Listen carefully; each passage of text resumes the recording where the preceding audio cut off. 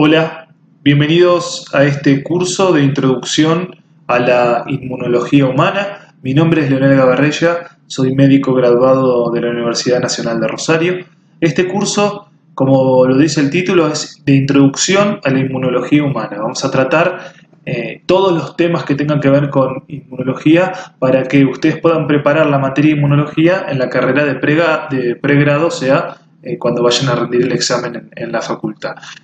Yo voy a hablar mucho de lo que es la materia o el área defensa, que es donde se cursa la materia inmunología en la Universidad Nacional de Rosario, pero este curso aplica para cualquier persona que quiera aprender o quiera introducirse en el mundo de la inmunología, ¿sí?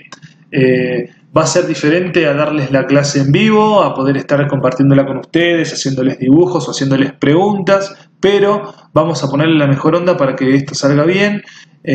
Voy a hacer igual algunos dibujitos y también les voy a dejar mi email al final de cada una de las clases para que ustedes puedan mandarme si tienen alguna duda o alguna consulta o alguna sugerencia para hacer, y en la medida de que me sea posible yo se las voy a ir respondiendo con la mejor, ¿sí? Bueno, no me van a poder parar para preguntarme ni nada, pero al final de todo ustedes me van a poder mandar las consultas que ustedes quieran. Empecemos entonces con introducción a la inmunología humana. Lo que tengo que definir o entender es qué es el sistema inmunológico. Es la pregunta gatilladora que yo siempre he hecho en las clases y es para que empecemos a hablar un poquito. Ustedes no me van a poder responder desde ahí, pero bueno, supongo que ustedes saben que, o si no lo saben, lo razonamos juntos. Sistema inmune. Si yo hablo de sistema, hablo de un conjunto de órganos y tejidos. Y si hablo de inmune, en este caso, es de la que participan en la inmunidad. Entonces, obviamente, va a ser el conjunto de órganos y tejidos que participan en la respuesta inmunológica, ¿sí? Bien. Entonces, ¿qué es el sistema inmune? Bueno, es el sistema que se encarga de montar una respuesta, llamada respuesta inmune, para defendernos de los agentes lesivos, tanto exógenos como endógenos. Acuérdense que muchos de ustedes piensan que solamente el sistema inmunológico está dedicado a defendernos de bacterias, de virus, de parásitos, y en realidad hay muchos agentes lesivos que son endógenos, por ejemplo, el pH estomacal, por ejemplo, una célula tumoral, por ejemplo, la fricción de los alimentos, la flora normal, etcétera, que son endógenos y que también podrían ser potencialmente lesivos, ¿sí? Pero nuestro sistema inmunológico nos defiende de ellos. Entonces nos defiende frente a agentes lesivos o injuriantes, tanto exógenos como endógenos, que ustedes, los chicos de la Universidad Nacional de Rosario, lo han visto también ya, los factores injuriantes, la mayoría, en el área anterior de defensa, que es injuria. Bien, entonces, si yo digo que es un sistema, o sea que lo defino como sistema, como conjunto de órganos y tejidos, lo que tengo que definir es qué órganos y tejidos forman parte de este sistema inmunológico. Y acá nosotros vamos a nombrar los 3 grupos de órganos y tejidos que forman parte del sistema inmunológico. Primero, obviamente, y lo más importante, son los órganos linfoides, que son primarios o secundarios. Eso ustedes ya lo estudiaron en crecimiento y desarrollo. Si alguno quiere, después puede pedirme que tengo algún PowerPoint para pasarles de órganos linfoides y tejidos linfoides. Y bueno, ustedes saben que los órganos linfoides primarios son el timo y la médula ósea, que es donde se generan los linfocitos, y los órganos linfoides secundarios es donde estos realizan su actividad y son los ganglios linfáticos y el vaso. Bien. Por otra parte, tengo un montón de tejidos, un montón de órganos. Tengo tejido linfoide, ¿sí?, que está ahí, pero que no constituye un órgano linfoide. Este tejido linfoide que se encuentra en órganos no linfoides. Por ejemplo, un cúmulo de tejido linfoide en la faringe, las amígdalas, por ejemplo, cúmulos de tejido linfoide en la piel, cúmulos de tejido linfoide en el intestino, por ejemplo, las placas de Peyer. Entonces, todo este tejido linfoide, que no está en ninguno de los órganos que nosotros nombramos, también es considerado parte del sistema inmunológico, obviamente, y está dentro de lo que se conoce como MALT y SALT, que es el MALT es el tejido linfoide asociado a mucosas, por sus siglas en inglés, y el SALT es el tejido linfoide asociado a la piel, por skin. Y por último, me falta algo que no nombré. Yo ya nombré los órganos, nombré los tejidos linfoides que no está en los órganos. ¿Y qué me falta? Todo lo que está en la sangre, ¿sí?, que participa en la inmunidad. Entonces acá tengo que nombrar a todos los leucocitos y todas las células de la inmunidad. Acá yo me voy a hacer un parate para que hagamos un repase de algo. Cuando nosotros decimos leucocitos, porque ustedes se los pueden preguntar en el examen, ¿no? Bueno, ¿qué son los leucocitos? ¿Y qué son los leucocitos? Vamos a repasar un poquito de eso. Los leucocitos, que obviamente ustedes se van a reír y les va a parecer muy obvio lo que voy a decir, son los glóbulos blancos, obviamente. Para controlar o para medir los glóbulos blancos, ¿yo qué estudio voy a pedir?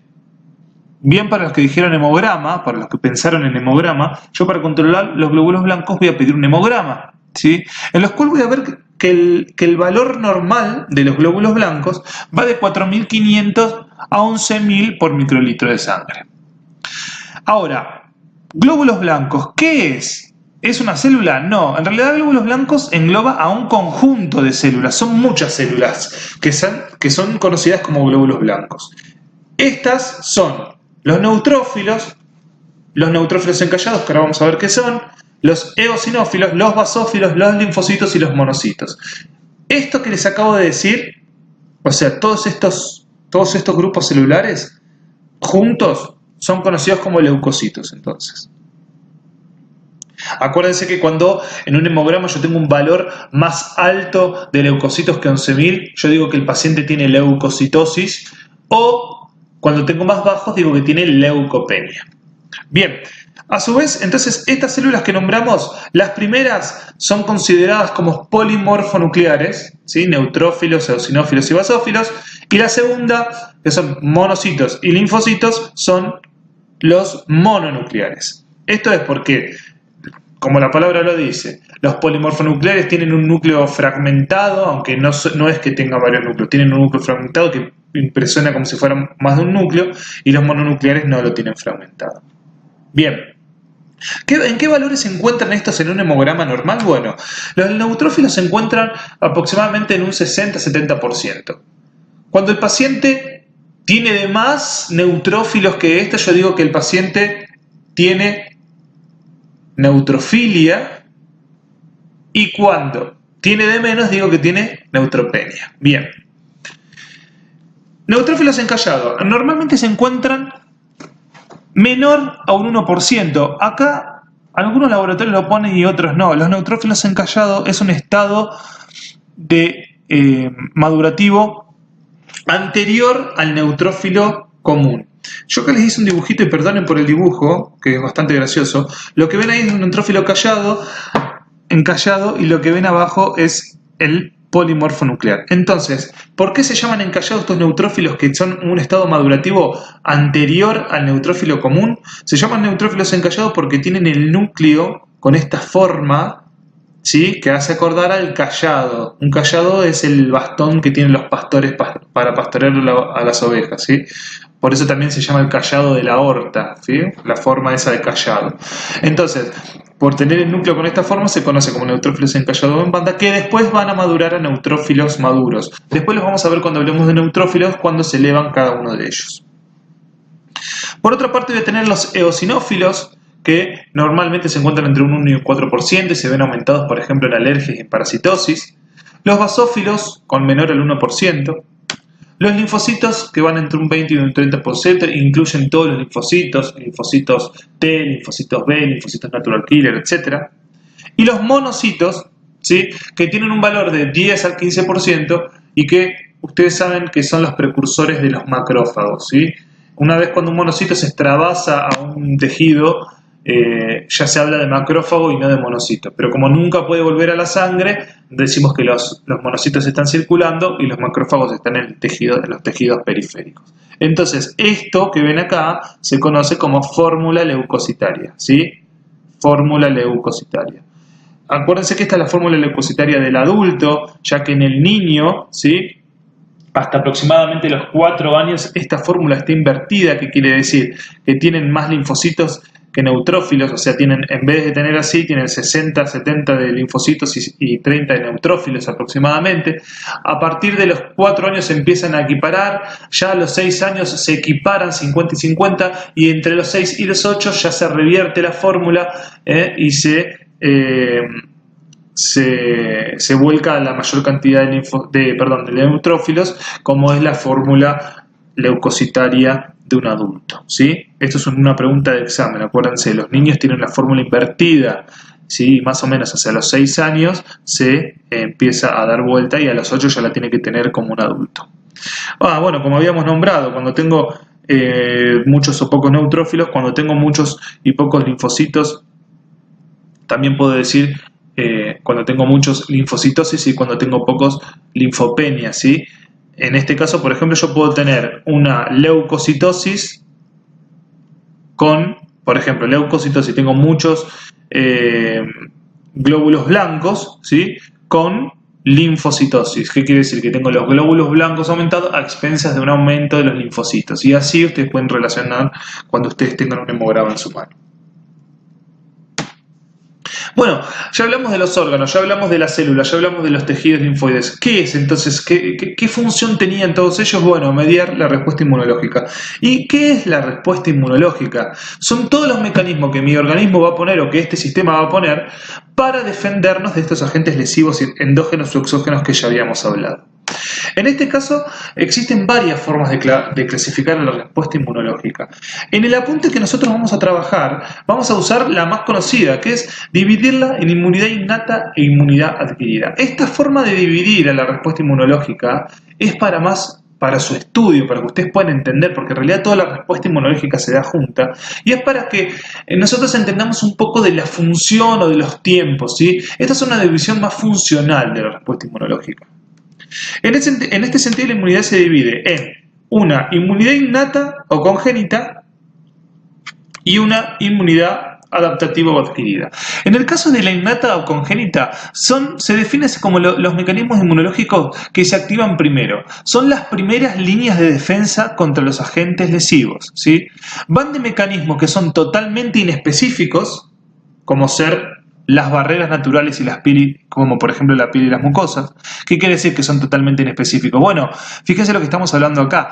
Mecanismo de defensa de la piel. Sí, la piel está desde que yo nazco y va a reaccionar igual, ya sea que la ataca una bacteria, un virus, el calor del sol o lo que sea. Va a reaccionar igual. Entonces es totalmente inespecífico, ¿sí? Fíjense lo que estoy diciendo con esto, el tiempo es bien lo primero, el primer contacto con el agente lesivo, se activan mecanismos de la inmunidad innata. Y tiene otra parte también la inmunidad innata, que es células y receptores que son propios de la inmunidad innata, que en este caso son un poco más específicos que lo que hablamos recién, que las barreras naturales, tardan un poquito más en activarse, pero no tienen la especificidad de la inmunidad adaptativa, que ahora vamos a ver que tiene especificidad como llave con cerradura para reconocer a los gérmenes o a los agentes lesivos. ¿Qué quiere decir esto? Que va a reconocer que algo anda mal, pero no sabe bien qué es, pero por las dudas va a activar todo un sistema para tratar de contener eso que ande mal, ¿sí? O sea, no lo reconoce, a lo que sea no lo reconoce con nombre y apellido. Por otro lado tenemos la inmunidad adaptativa adquirida, que nosotros ya dijimos, que veníamos diciendo. Es la segunda línea de defensa, o sea, cuando se supera la innata, que son los primeros mecanismos de defensa, aparece esta inmunidad adaptativa o adquirida, que también se divide en dos partes. Una inmunidad celular, que es mediada célula con célula, ¿sí? Mediada por los linfocitos T citotóxicos, y una inmunidad humoral, que está mediada por los linfocitos B y los anticuerpos. Esta inmunidad adaptativa o adquirida es más tardía en el tiempo, pero tiene los beneficios de que es muy específica, va a reaccionar contra eso y nada más que contra eso, ¿sí? Y también es más intensa y genera algo que es muy importante, que es la memoria inmunitaria. La memoria inmunitaria la vamos a ver, que es cuando nuestro cuerpo queda como preparado y si ese mismo antígeno o esa misma amenaza vuelve hacia el organismo, nuestro cuerpo va a reaccionar mucho más rápido, mucho más intenso y mucho más específicamente hacia él. Si ustedes ven este cuadrito, ¿sí? Y ustedes ya estuvieron viendo algo de inmunidad, se darán cuenta que me faltó nombrar una célula entre todos estos. Hablé de los linfocitos T citotóxicos y de los linfocitos B y anticuerpos, pero me faltó hablar de una célula, que son los linfocitos T helper. ¿Y por qué no los nombré en ningún lado? Bueno, fácil, porque son los linfocitos T helper, o colaboradores, los que comandan toda la respuesta inmune adaptativa, ¿sí? Cuando hablamos del HIV, por ejemplo, para que ustedes entiendan la gravedad del HIV, el HIV es un virus que ataca directamente a los linfocitos T helper y tienen una afinidad casi exclusiva por los linfocitos T helper. Entonces, al destruirlos, no nos deja sin inmunidad celular o sin la producción de anticuerpos, sino que nos deja sin nada de inmunidad adaptativa. Y es por eso que las enfermedades pueden desarrollarse y pueden expresarse con todo su potencial. Esta forma entonces de inmunidad innata e inmunidad adaptativa es una de las formas de clasificar la respuesta inmunológica, pero les voy a nombrar otras que también son pregunta de exámenes, fíjense, y que también obviamente se desarrollan con las que acabamos de ver. La segunda forma de clasificarlo entonces es en inmunidad primaria y secundaria. Muchos tratan o muchos tienden a decir que son sinónimos, inmunidad innata y primaria, inmunidad adquirida y secundaria. No es así, ¿sí? No son sinónimos. Ustedes pueden decir sí que la inmunidad innata es la primera que se desarrolla y la adquirida la segunda en el tiempo, aunque en realidad tampoco están así porque todo se está desarrollando al mismo tiempo. Pero acá cuando hablamos de inmunidad primaria y secundaria, nos referimos a que una respuesta inmune primaria es la que se produce ante el primer contacto con el antígeno, ¿sí? No tiene nada que ver con innata y adquirida en el cual hablamos del tiempo o de la función. La primaria se produce ante el primer contacto con el antígeno.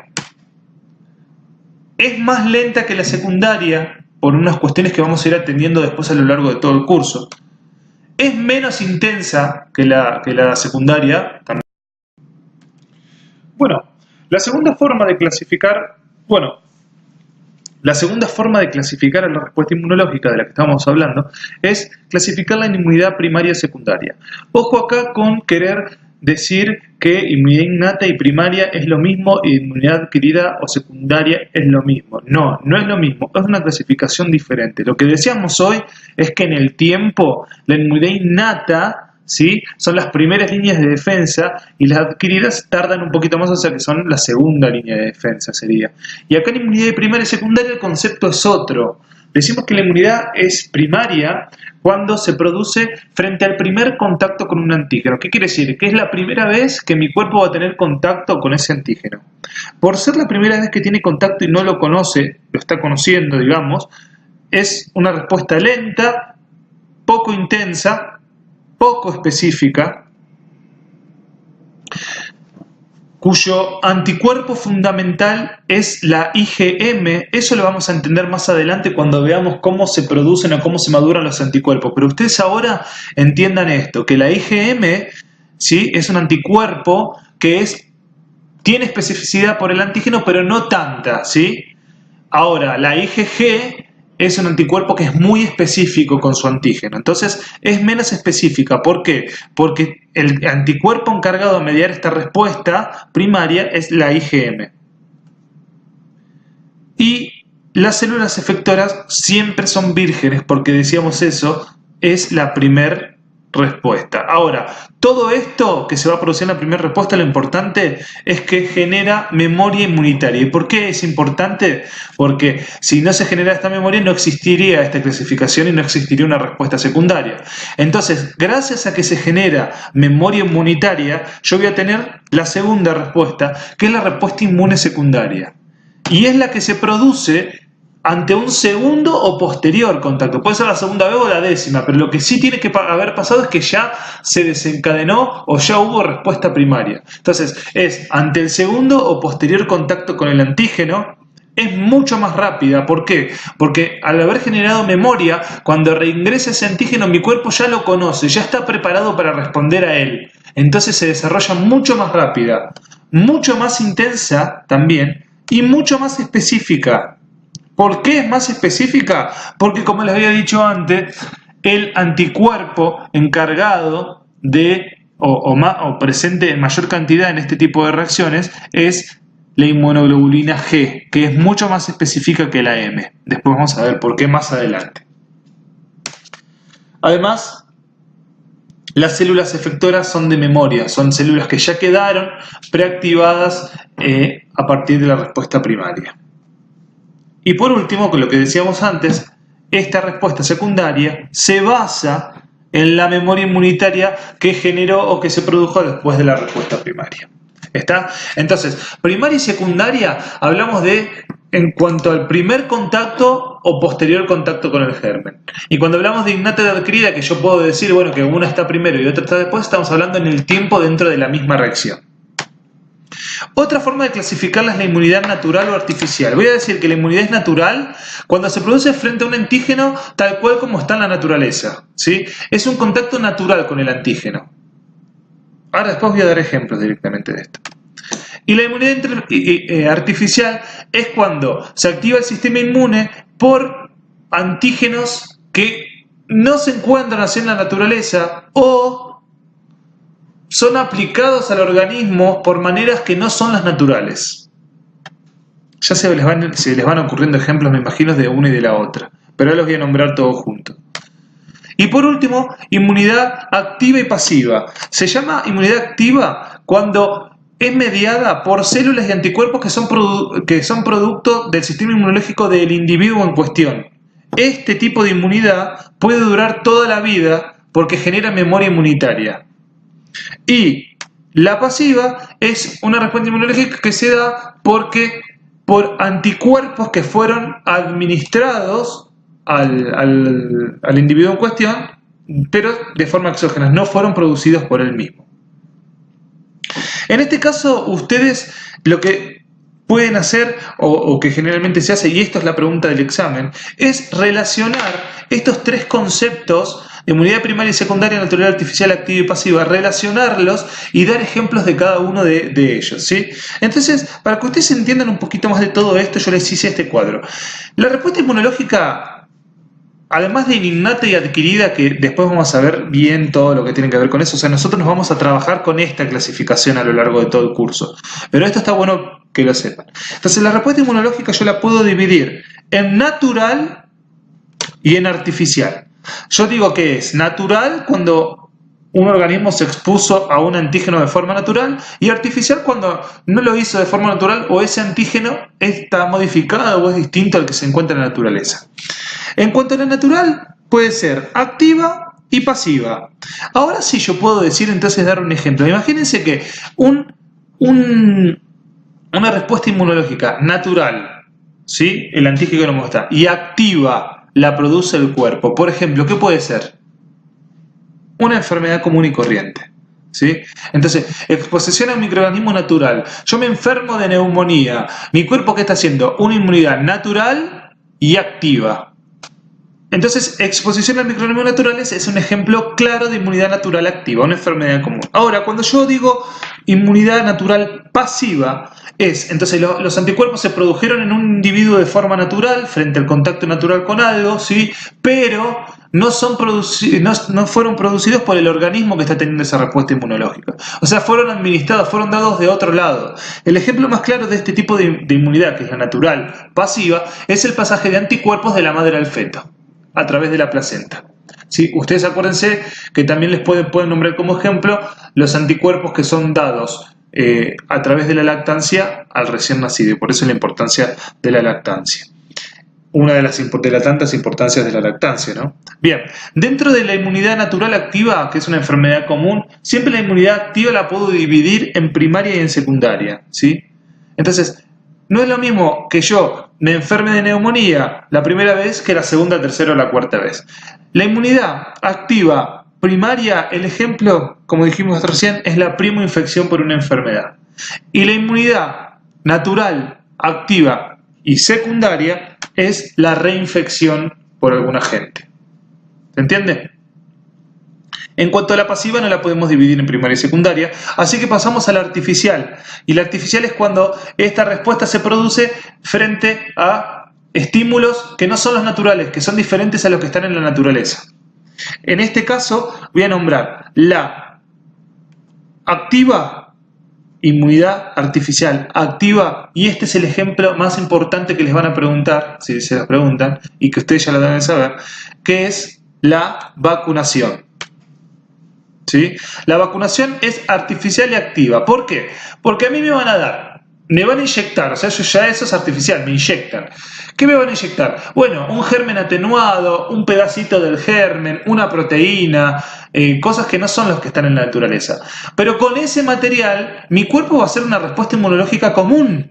¿Sí? Va a reaccionar como si eso sí realmente fuera el organismo. Entonces, al hacerlo, genera anticuerpos y genera células, ¿sí? Que son activos, los genera mi cuerpo. Entonces, el ejemplo más claro de inmunidad artificial activa es la vacunación.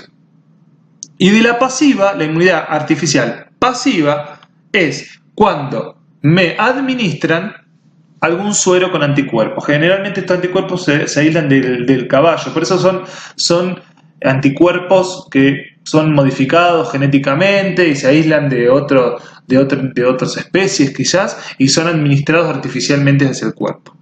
Bien, como dijimos acá, toda la inmunidad activa la puedo dividir en primaria y secundaria, y en este caso, ¿a ustedes les parece que la vacunación la puedo dividir en primaria y secundaria? Sí, también. El ejemplo es que la inmunidad artificial activa primaria es la primovacunación, cuando yo me vacuno por primera vez con algo. Y la secundaria es el refuerzo de las vacunas. Cuando yo hago refuerzo de las vacunas, lo único que hago es inyecto de nuevo el mismo antígeno y hago que mi sistema inmunológico produzca muchos anticuerpos rápido, como si fuera una respuesta secundaria. Entonces fíjense en este cuadrito cómo nosotros resumimos estas clasificaciones, pero además de resumirlas, las relacionamos. Esto, háganse un cuadrito aparte, no se lo olviden, esta clasificación y esta división, porque es muy preguntada en los exámenes y que la puedan relacionar también. Los ejemplos son importantísimos. Esto fue simplemente un pantallazo de lo que es la respuesta inmunológica y cómo nosotros vamos a trabajar o cómo la vamos a dividirla a lo largo del curso. Descárguense la biografía, lean, pregúntenme cualquier cosa que necesitan y los veo en el próximo video, donde ya vamos a hablar de la primera parte de inmunidad innata, que son las barreras naturales, en este caso la piel y las mucosas. Un saludo para todos, ahí está mi email, mándenme y en la medida de lo posible yo se los voy a ir respondiendo. Gracias.